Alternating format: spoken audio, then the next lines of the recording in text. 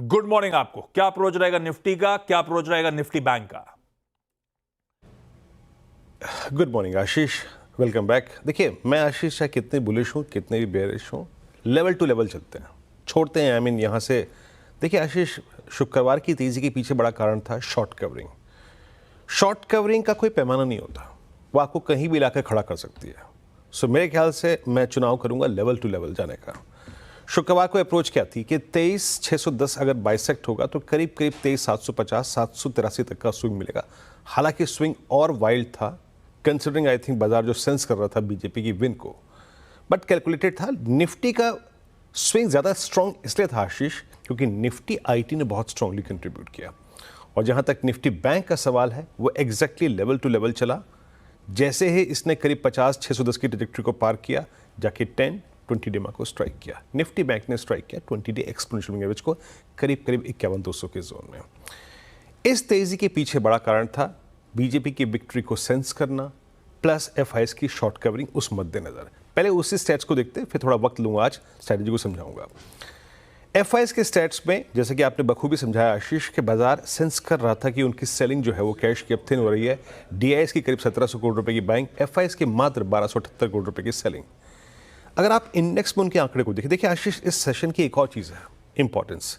ये तेजी आ रही है एक ऐसे मंथ एंड पे जो कि मंथ डोमिनेटेड बाय शॉर्ट्स रहा है, और उसका आखिरी वीक शॉर्ट कवरिंग के नाम रहा, तो शॉर्ट कवरिंग आपको काफ़ी स्ट्रॉन्ग स्विंग प्रोवाइड कर सकती है। एफआईएस ने 3,018 करोड़ रुपए का इंडेक्स बाय किया, 29,000 कॉन्ट्रैक्ट लॉन्ग, 17,000 कॉन्ट्रैक्ट रिड्यूस कर लिए, और स्टॉक फ्यूचर्स पे करीब 12,395 करोड़ रुपए की बाइंग, 87,000 कॉन्ट्रैक्ट शॉर्ट कवर किए, 1 लाख कॉन्ट्रैक्ट लॉन्ग किए। अब सेंस क्या मिल रहा है? एफआईएस अब नेट शॉर्ट अभी भी उस हफ्ते में है जो कि शॉर्ट कवरिंग के नाम जा रहा है, कंसिडरिंग आई थिंक बीजेपी के विन, 1,51,000 कॉन्ट्रैक्ट। यानी ये 1,51,000 कॉन्ट्रैक्ट, ये गैप अप, तो कॉम्बिनेशन बहुत स्ट्रांग है। अब इन कॉल्स को छोड़ दीजिए, आप लेके आइए सीधा पिरामिड्स को, इस वीकली कॉन्ट्रैक्ट के पिरामिड्स को। आशीष, सबसे बड़ा कॉल कंसंट्रेशन कहीं पर था तो वो है 24,000, उसके बाद 24,400 और 500 के जोन, और नीचे पुट राइटिंग जहां पे हुई है वो है करीब 23,800 का जोन और 23,600 का जोन। लेवल्स लेके आइए, देखिए मैं लेवल्स टू लेवल चलूंगा। बात करते हैं पहले बेस की। देखिए एज ऑफ नाउ, एज पर दीज स्टैट्स, बेस कहां परसिस्ट करता है? एक बात सुन लीजिएगा, पुट कौन बेच के गया? वो बेच के गया 23,800 की पुट। सो 23,810, 741, 657। बेस 1 जब तक है, अब ये मोमेंटम कोलैप्स नहीं होगा, और ये बेस परिवर्तित हो जाएगा, चेंज हो जाएगा। अगर ये गैप अप हुआ तो ये चेंज हो जाएगा, याद रखिएगा। अभी एज पर दी स्टैट्स बेस एट 23,800, 741। अगर गैप अप हुआ तो याद रखिएगा RS1 24,000, 24,000, ये क्या है? That's following 20 day exponential moving average. Ashish, ये एक बेस में कन्वर्ट हो जाएगा पोस्ट गैप अप। यहां फिर हमें पुट राइटिंग चाहिए। फर्स्ट टारगेट करेंगे 24,153, 256 स्पॉट में, और फाइनल डेस्टिनेशन जिसको मैं मान रहा हूं आज के सेशन के लिए वो है 322 और 417। That's 150 day exponential moving average for this week.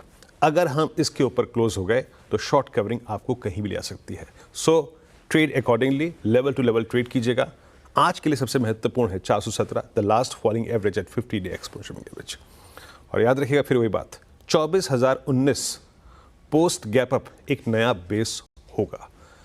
अब लेके आइए निफ्टी बैंक। इसने जो क्लोज दिया था, ये आइसोलेशन में अगर आप देखें, निफ्टी के पास बेनिफिट था निफ्टी आईटी का, ये आइसोलेशन में लगभग 51,135 तक गया।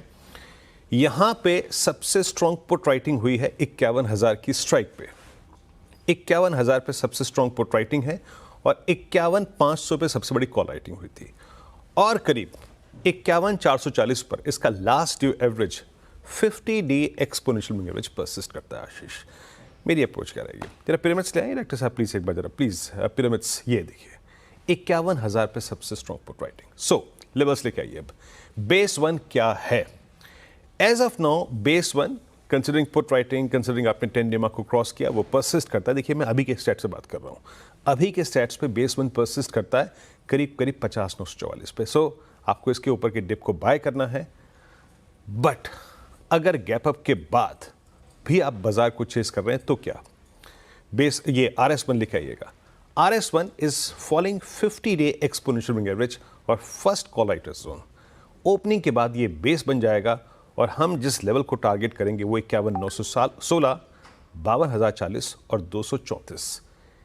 अगर ये आ जाएगा तो मिड सेशन में फिर रणनीति को रिवाइज कर लेंगे। But for Nifty bank it's 52234 and Nifty it's 24440 for the day. Ashish, levels पे ध्यान रखिए, ये हैं जो स्तर आपकी स्क्रीन पे प्रोड्यूसर साहब ने रख भी दिए। हर्ष